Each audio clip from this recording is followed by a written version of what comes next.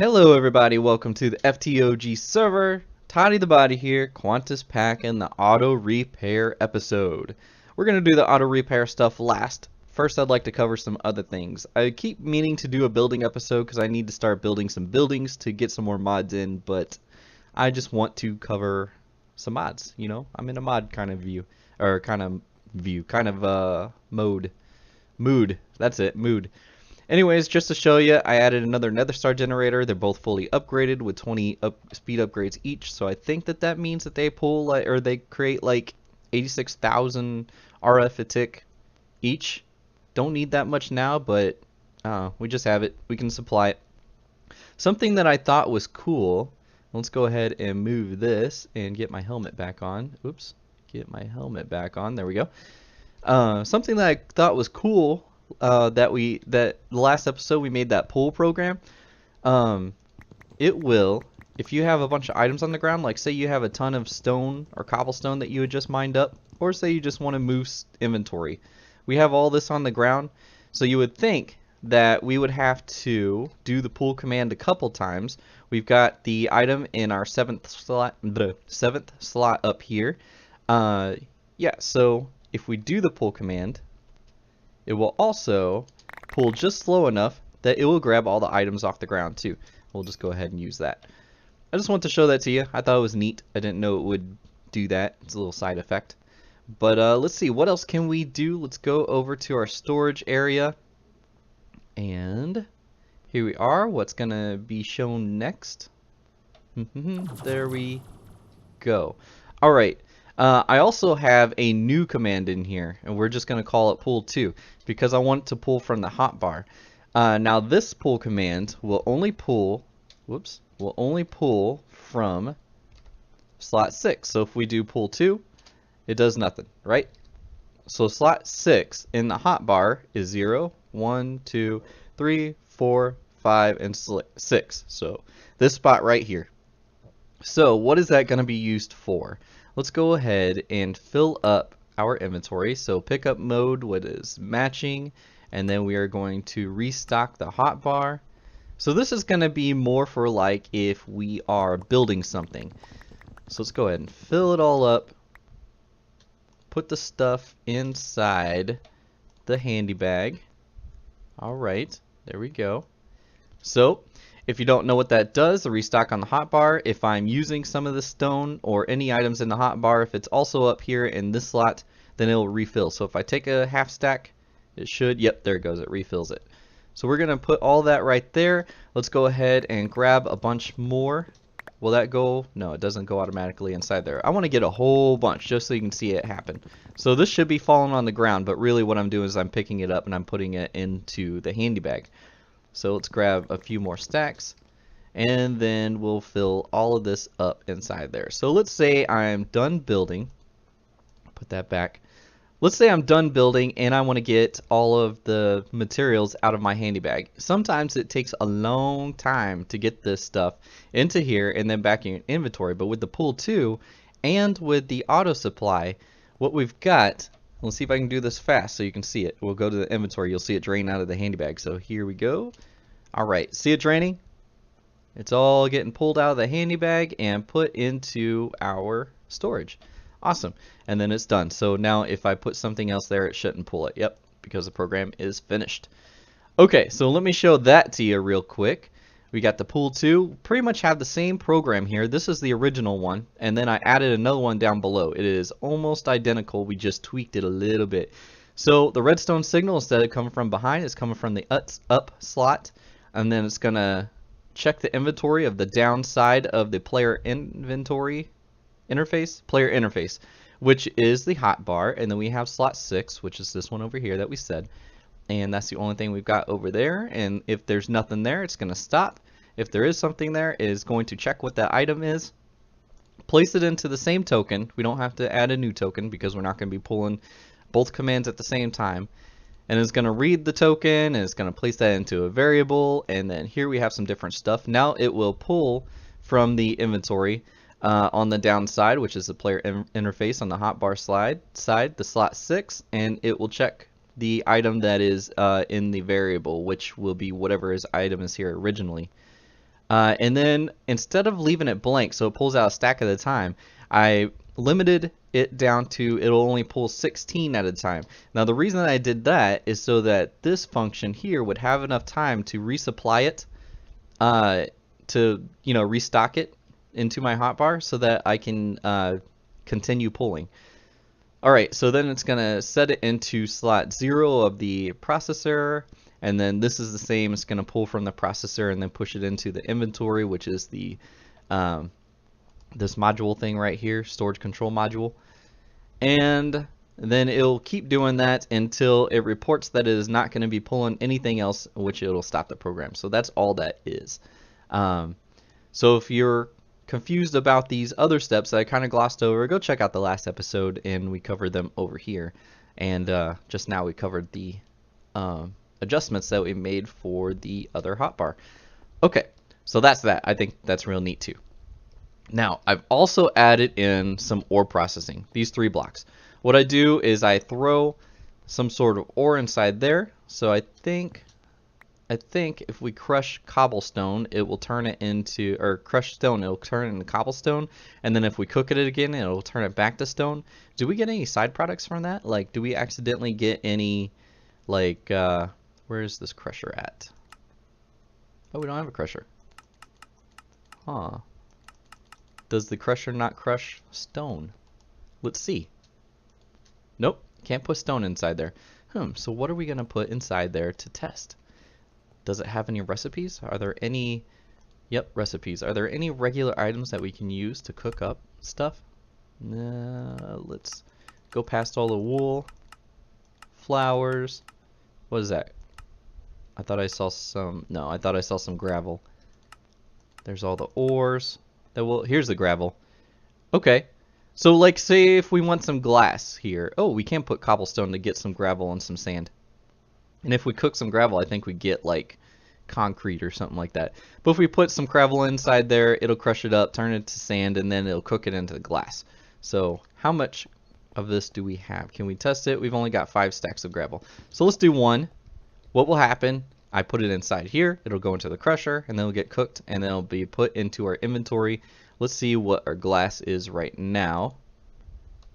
Glass, 187, so it should go up by a stack once we get done with this. So we'll put that inside there, it gets pulled into the crusher, it's doing its crushing thing, it's doing its cooking thing, and it's slow enough that we should be able to see, yep, we see our glass going up. Alright, so with the upgrades, the speed upgrades here, it's actually really fast. And this might seem slow, but it's fast compared to maybe other stuff that we have access to right now. And then you can see how fast this stuff is getting cooked up. It's really awesome just for the ore. It doesn't have a fortune function right now. We've got fortune going on over there in the blood magic area. I mean in our ore processing blood magic area over there. But I plan on setting something else up with Rftools in the future. But for now, this is what we have for like iron and gold and stuff where you have to process it twice. Now let's go ahead and take a look at what it looks like on the inside. Alright. So you may have seen these sparkle effects.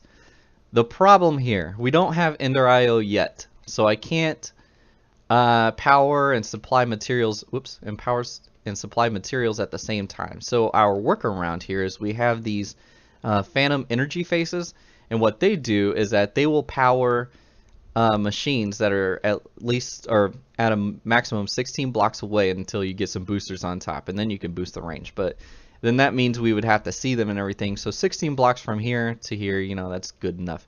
So I have it next to the power so that we can power this block and then send it over here.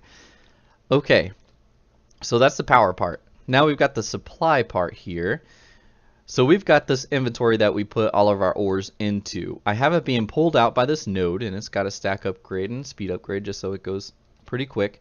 And then it will place it. I want to see what is back here. Well, can I see? Oh, right, it's easy to place a button back, right? So we'll just get rid of these things. Okay, so you see the piping goes into here. Now it won't feed it over here because it's not like a straight through piping. It's another node, so it doesn't go that direction. So that's good. It works for us. So the only place it can go to is here. All right, so the next thing is a retrieval item node, which means that it looks for inventories or items in inventories that you can pull from. It's not going to pull from this one, again, same reason, because that is a node. So the only place it can pull from is from the crusher, so it'll pull it from the output slot. Thank you very much, Extra Utilities, for having that to where it only pulls from the one slot and not the input slot also. So inside there, I've got the speed upgrades and the stack upgrades. And I can see it working there. I don't really like that it's like working all the time. So maybe in the future we'll do something so that with Rftools control so that it will only work sometimes. But that's how it is now. Now to get it out of the furnace and into my storage, we have another phantom face. Now this is a regular phantom face, and that works with items. So we have it just like the energy face, and there's one actually underneath.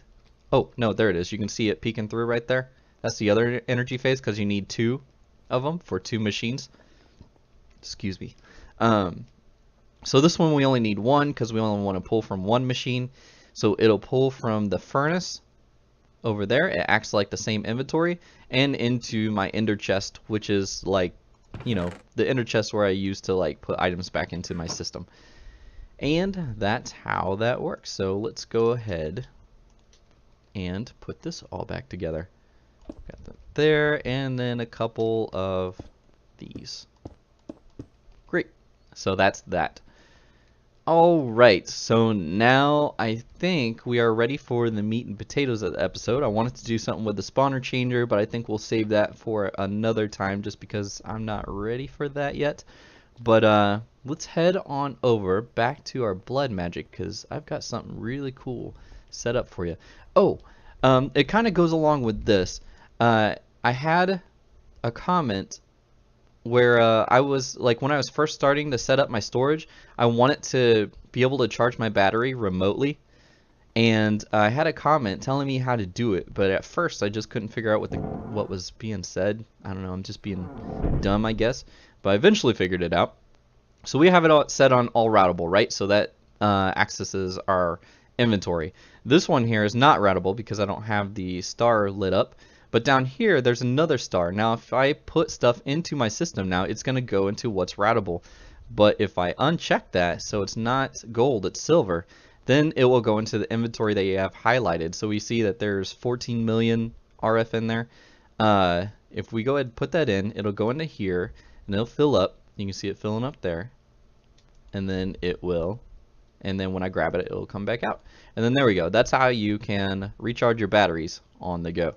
Now I tried doing it with the item repairer, and I don't have it on me right now. No, actually we can head out this way, and then I could show it to you real quick.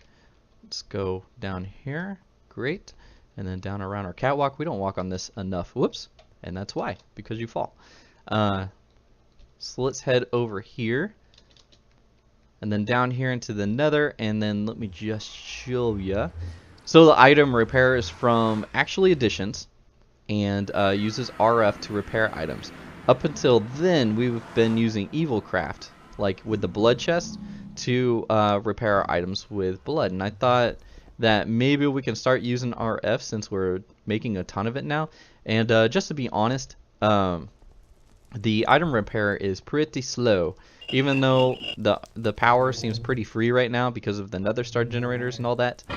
So I moved it down here.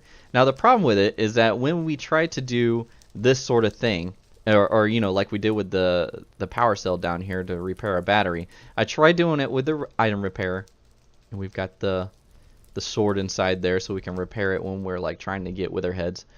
But the problem with it is that it will see the inventory right here in this slot, but it won't see the inventory in this slot. So once things get repaired, you can't pick it up anymore, at least not remotely.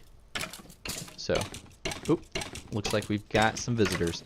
So let's get this. For some reason, even with the lights on, you still get spawns. So we'll kill these guys. We'll gather the loot. There we are. Get that, and then you can throw this inside, and it gets repaired for the next person, right? And then it's getting powered up. I've got power underneath. All right, so let's throw away. I'll keep all that. Okay, but let's put it into our storage. Great. And if I try to sit here and clear these guys out, it'll take forever because they just keep on spawning even with the lights on. So I don't know what kind of change was made, but now that is a thing. Alright, so let's head back on over here before our gas starts shooting at us. Go back up, and then we'll head back to our base.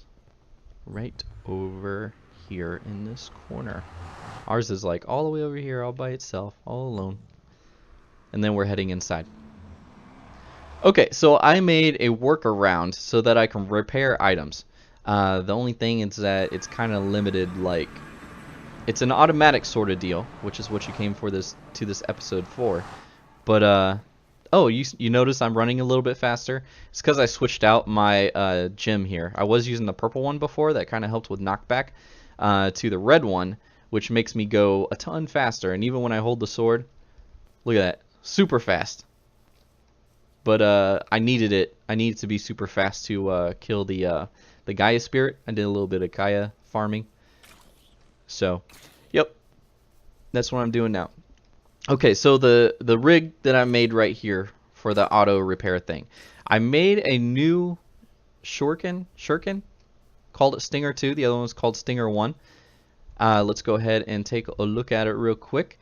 It's got the materials of the magma slime, paper, end, and bone. Okay, so the bone we used last time because it adds extra damage for like sharpness, or like if you're hitting the same guy, it does more damage, whatever. The end part of it, it adds the interference so that Endermen won't teleport away when you try to kill it with this Chinese star.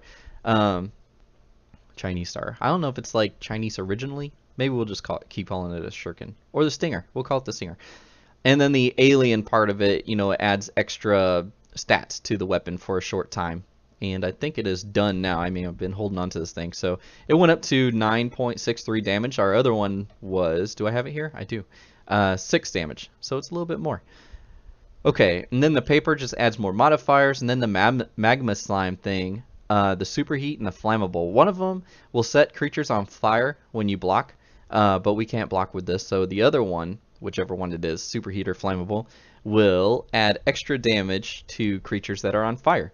And let's see, the modifiers, I've got Fiery down there, Fiery 3, which sets creatures on fire and adds extra fire damage. So it is good for most mobs that will attack, just not the Nether mobs. But it's got its own damage, so it's not useless against them. And then the splintering and fracturing is from the bone. I soulbound with a Nether star. I add some quartz to it for sharper. And writable 2 is the paper. And then I just add, pretty much it's mostly quartz and the fiery mod is what I put on it. So you're saying, why did you do that? Well, I wanted to add more damage. Well, what was good about the other one? It was unbreakable, so I can just shoot it all I wanted. So now I've got to fix this thing. So let's go ahead and give it a test here. Let's go ahead and run out of ammo. We've only got 64 shots before we run out of ammo. So it is going to do its thing. We're down to halfway. Alright, come on. Get rid of everything. We'll see what happens. Okay, so it is going to be pulled out of our inventory. Alright, and then we can run over these and not have to worry about picking them up. Let's go ahead and eat. I don't know if I ever showed this. I like put a saturation module inside here, so instead of eating now all the time, I just like sit right here.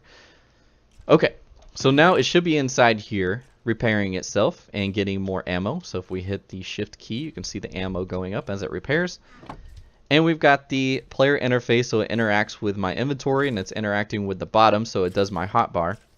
One of these has, let's see, is this the... Yeah, this is the one when it's full, it'll go back into my inventory. This one, it should be empty. Empty and empty. For some reason, sometimes the durability goes down to 0, so that's why I needed 2 of them. It's pretty much the same thing. And sometimes when you run out of ammo, it goes to 3. I don't know, so if you just filter both of those, it'll pull it out every time. Alright. So it is almost full. We got like 50 more durability to go, and then it should put it back into my... There it is. Right back into my inventory all full and everything. Alright, so that's good, but there's an amount of time in there where I don't have my stinger. So I want to make it faster. And I've got this stuff in my inventory here so that I can try to do that thing. Okay, So let's go ahead and grab some of our tools here. Let's get that. Oop. Nope, that's not good. It's going to start putting everything. All right. Put it back. Thank you very much. There we go. There we go. All right. So what we want to do instead is we want to break this. And good. We got our filter back. So we'll break this and this and get all of these because I think I want to switch to, whoops. I think I want to switch to extra utilities nodes instead of using the blood magic stuff. So put that block back. There we go. And then now we'll get all of these, which all of this is going to fly out. Yep, there it goes. And possibly fill up my inventory. Will these at least stack? They do. Awesome. Okay, and we still have a little bit of space to spare. So let's get all of that out of there. And now let's go set up something a little bit more permanent. Alright, so in my main storage area, it's an even block. This thing that we are making is an odd block. So I thought it would be cool to be able to see it all the time and use it like on other things that I don't have set up for like auto repairing. But because of the odd block, I don't want to see it because it's not going to like mix with anything. So you have to make a 9 cubic 3x3x3 chest or shape, hollow in the middle. So let's start right here and get that. This part 2. And that'll be the bottom, and then we have a little space down here to work with. So let's come back up. Whoops. There we are. Oh, it looks like maybe I don't need that trapdoor to get down there. But yeah, I wanted to like maybe make stairs all the way around, but Techno left this for us and I didn't really want to move it. So that's our workaround. We're going to use trapdoors instead. Alright, so there we go. The hollow space in the middle. The blood part, or the blood chest part of it can be anywhere, so we'll just put it there. And then we will go ahead and place the top. And it should turn into a chest. And there it is. Oh, you can see down the sides. So I'm gonna have to like replace all that with spruce if I want it to like look like anything. Yep, so that's what it looks like on the inside. It should look like it's full of blood. It's full of blood already because I wanted to test it. I want to make more of these to put inside there, but for now we'll just leave it empty and then I'll get to that. You can put promises in this one, which in the smaller one you can't. Let's go ahead and put it down so you can see what it looks like. All you can do is you can put in a blood supply. It has a smaller inventory. So let's look at this one. So much bigger inventory so that you can repair lots and lots of things. You can put promises on this side so you upgrade it. The promise of velocity will increase the speed. If we did the, what is it, tenacity maybe? Let's see what we got here. Let's do this and then right click on that. And yeah, no, productivity. That one makes it so that you use less blood. Well, we've got almost infinite blood right now, so I didn't really want to care about that. I just want to care about the speed. And it's 4 on each one because they only stack up to 4. Alright, so now this should repair just a tad bit faster. So let's go ahead and use up all that just so you can see how fast it will repair, and then maybe we will start to work out the auto function. Alright, almost there, almost broken, and there it is. It's broken. Now what's the durability? Is it 0 or 3? It's 3. Alright. So let's go ahead and throw it in here. I didn't really show you last time, but that's the speed of it now. So not too shabby. There we are. Also on the other chest we had the risk of getting a vengeance enchant, which we would have to wash off. In the colossal blood chest it says that you don't get bad enchants for repairing stuff inside there.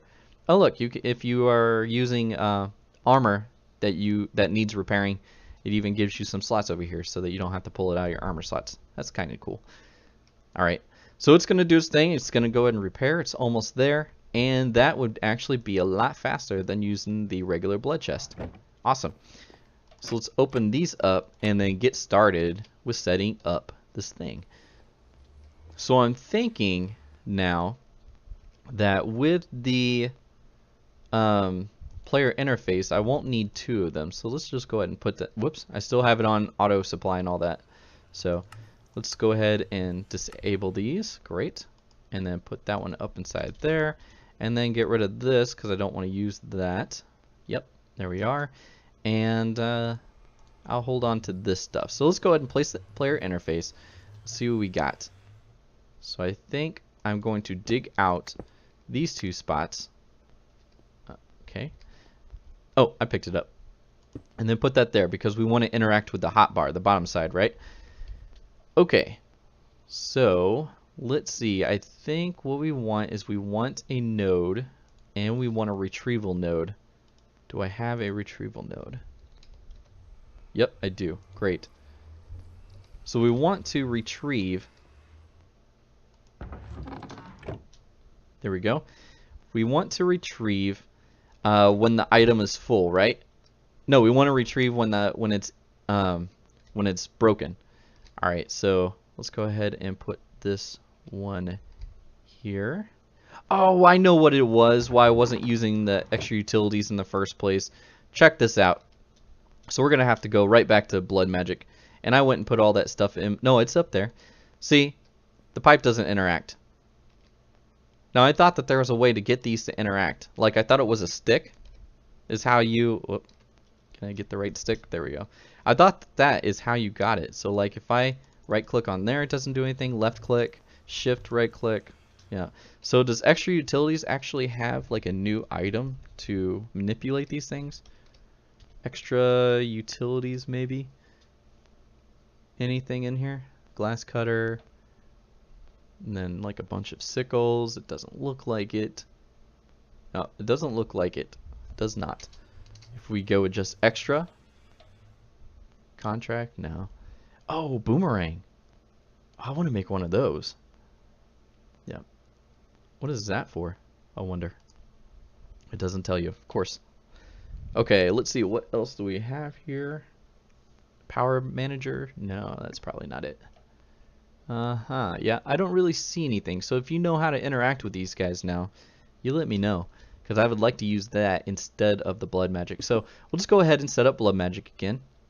And let's grab you with the magnet. Great. Put that back. And then put this back too so we don't see over there. Alright, so I guess I will have to get rid of those. Oh, there it is on the ground. Yep, there we are. Okay, put those away. And then let's get our blood magic stuff back out. So let's see here. Master routing node, I need 2 so that I can have 2 separate networks. So we'll just put those there and there. And then the input and the outputs. Let's go ahead and put, oh, and then I'll have to get a second interface just like I had over on that side. So this is mainly going to be to keep my shuriken repaired for now until I find a better way to do it. There we go. And then the output node we'll put on one and the input node we'll put on the other. Great. Put those away so we won't accidentally do anything with them. And then we'll get out our filters. Now I can't see what's inside the filter just like this. So let's see, the output node we want to send back into our player, which means that we need the full one.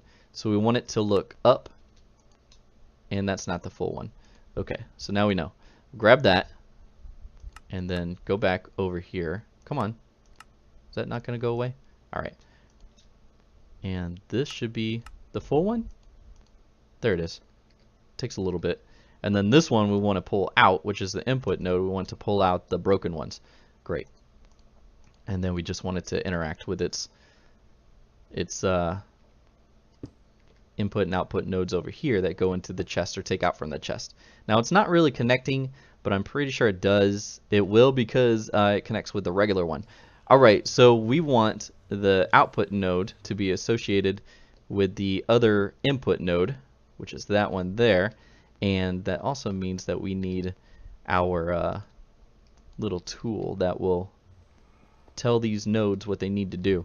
So let's place this down. Let's get that out, which is the node router. Yeah, here it is. Great. So back down, get down, there, get down. There we are. There we are. Okay, so let's grab this one with the orange one, and then the orange one to the one in the back, just because. And then we want to do this one with this guy and this guy to the other one. Great. And then now it should be doing its thing. So let's go ahead and break this a little bit. Let's put it inside here so we can see it be fixed or get fixed. And then it should get pulled out, which it's not. It is not. Alright. Well, what if we place this next to, what is the input? This one's the input. If it's in here, does it do it? Nope, it's not doing it all now. Alright, so I messed something up. Let's go ahead and see what it is that I messed up. There we go. Oh, here it is. Let's take this out. Let's put this on the up. There we go. And then it's probably the same deal over here. Nope, it's on the up. Well, now I am not sure. Let's see if it at least takes out the broken one. No, it doesn't take it out. Darn it. Alright, let's go ahead and use this all up and see if it takes the broken one out of my inventory. At least. Dun, dun, dun, dun. Halfway again. And almost there. There we go. And no, it's not taking it out. Alrighty, let's see what we got here. So, the input should be going into the system and then sending it out through here. So why aren't you doing that? Because you were doing it before, but now you're not. Maybe we should move everything out of this spot and then take out the filter. It might be a filter issue. And no, it's still not doing it. Well, let's, whoops, great. I gotta fix it again, or break it again. So let's put all these up here. Alright, let me figure this thing out and then we'll come back and we'll like show you what I did. Okay, I've got it. So here, let's test it out. I've got a fully healed stinger here. Let's go ahead and use it all up so we can make sure that it works here. Alright, halfway again. Getting down there. Once it gets low, it should get pulled out of my inventory. Alright, there it goes, and now it is inside here getting all healed and all that. Let's go ahead and put the blood drop in so that it fills up with blood a little bit more. Alright, so then now it is about halfway full. Let's just take this out. We don't need that much blood, right? Let's put that, come on, can you go back in? You can't go back in. Alright, we'll put that right there. Or what if I fill up with blood a little bit? Yep, there we go. Alright, now I should be able to put it back into that slot. Oh, and we got our stinger back. Okay, can we open this up? Put that in there. Awesome. Great. So that works. I also set up something else so that if we type in fix, right now nothing should happen. Great, nothing happens. But if we put an item that needs to be fixed into slot 6 there in our hotbar, and we type in fix, it should take it out. And then once it is fixed and repaired and everything, it should go back into our hotbar. Great. So how are we doing this? Rftools, right? Because we love Rftools. We don't need the programmer here. I just put it here so that you can see what the program looks like. This thing is chat detector fix as a command and is on the down side of the processor. Our player interface is on the west side of the processor. Inside here, we've got some cores. We don't need this item here, but I put it in just in case we need it for a program in the future. Now I figured out why the Bloodcraft, Blood Magic, and the and extra utilities and all that wouldn't connect. It's because when we put in that the core for this chest, you know, that one piece that is different from the rest, that's what it's interacting with. And because we put it way over here and in the middle and everything, it couldn't see it, right? So I moved it so it's actually right above the processor now. So now we can interact with the chest. Alright, so now that we've got that, let's take a look at our program here. This top part here is to see when this shuriken, or stinger specifically, is damaged. Alright, so that's really the only automatic part. And then this line here will take the item that is in this slot only. If once it is repaired, it'll take it back out and put it into my hotbar. And then down here, this is to make the chat detector take the item out of the spot right here. So let's go ahead and look at that first. What it does is it turns on when it gets a signal from the downside of the processor. It will take the item out of the 6th slot and it will put it into the slot 0 of the chest here. Now I wish that I can do it so it just checks any item in here, but I can't figure out how to do that at the moment. So we're just working with the one item repairing at a time right now. Okay, so every 5 seconds or 100 ticks, it will check to see, it will check the number of items in slot 1 of this inventory, of the hotbar. Okay, and let's see, we have anything else? No. And if the number of items is 0, then it won't do anything. So in that case, it will be because the item is probably inside here repairing, right? Because for now, we'll just keep the stinger there until further notice.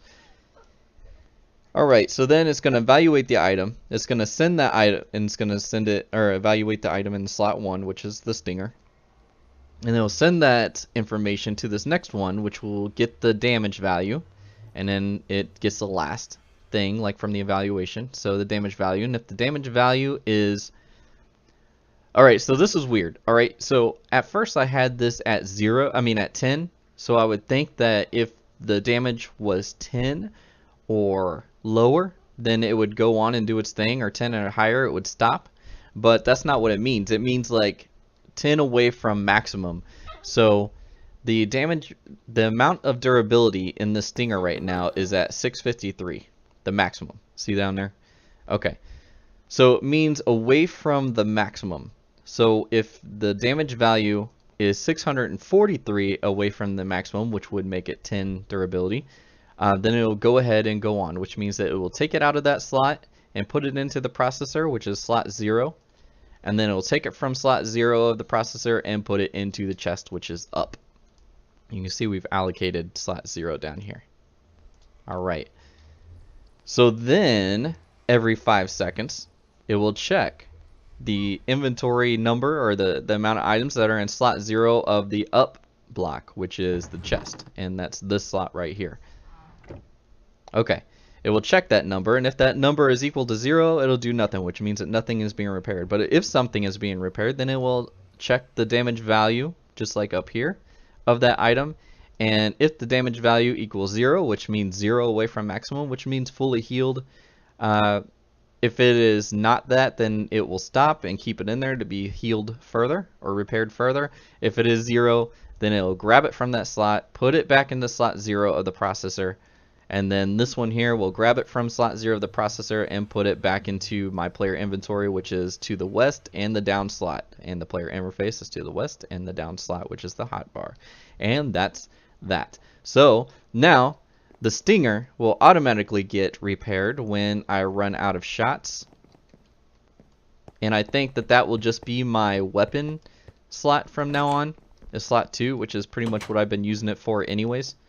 I want to go ahead and use it up just so we can see it work again, which will be the weapon slot. I've been using it as that anyway, so if we do switch weapons with a different maximum durability, we'll have to switch that number, but that would be pretty easy. You have to chunk load it also, so I've got an anchor inside there. And also, if I don't want to wait for the stinger to get low on durability, I can always move it to this slot 6 over here and then type in the fix command. Now if I were to do the fix command at the moment, it'll kind of mess it up. I don't really have a safeguard on it at the moment. What it'll do is it'll set the item in the next spot, and then it won't get pulled out and put back into my inventory. So like we'll see this. Oh, it did. Very interesting. Let's do that again. Okay. After 5 seconds, will it get pulled out? No. 5 seconds get pulled out? No. this is the one it should work on. Yep, there it goes. So I wonder why that was like that. Let's go ahead and take some more damage on the stinger again, and then test that out once again. Alright. So let's go ahead and fix that. There we go. Do fix, so it goes into there.